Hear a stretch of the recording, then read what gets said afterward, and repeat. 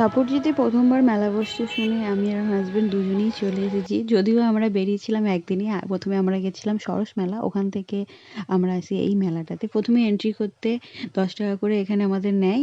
আর এখানে দেখো নবদ্বীপ স্পেশাল ক্ষীর দই মানে আমাদের ওখান থেকে, আহ, আমার বাবার বাড়ির ওই সাইডে। আর এদিকে সব কুচিনার কিছু বসেছিল।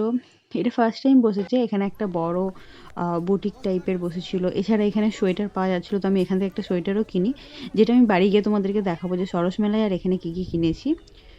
তো এখানে অনেক সোয়েটারের অপশন ছিল, খুব সুন্দর সুন্দর কালেকশন রয়েছে সাপুরজিতে সোয়েটারের বিশেষ করে। আর তারপরে এখানে চলে আসি একটা কাপের দোকানে। আর আমার হাজব্যান্ড এখানে আমাকে চুজ করে দিচ্ছিল যে কোনটা নেবে বলো, এটা নেবে ওটা নেবে, দেখাচ্ছিল। কারণ আমরা মেয়েরা যখনই মেলাতে আসি না কেন, কিছু না কিছু বিশেষ করে এইসব ক্রকারি আইটেমগুলো আর সংসারে যে কোনো সরঞ্জাম দেখলেই আমাদের মনে হয় এটা নিই ওটা নিই। তো আমার হাজব্যান্ড সেটা নিয়ে আমার সাথে মজা করে, বলছে কোনটা নেবে বলো।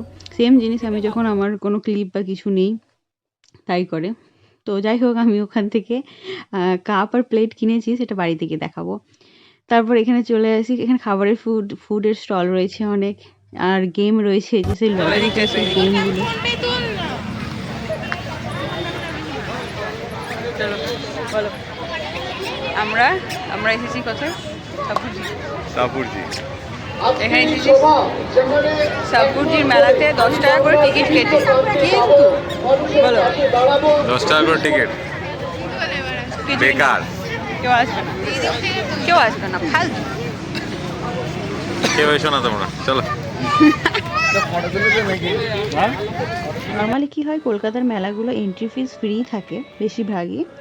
আর এন্ট্রি ফি নিলেও সেখানে অনেক অপশন থাকে দোকানের। এখানে তো খুব ছোটোখাটো, খুব কটা মাত্র স্টল ছিল, সেই জন্য এটা বলা।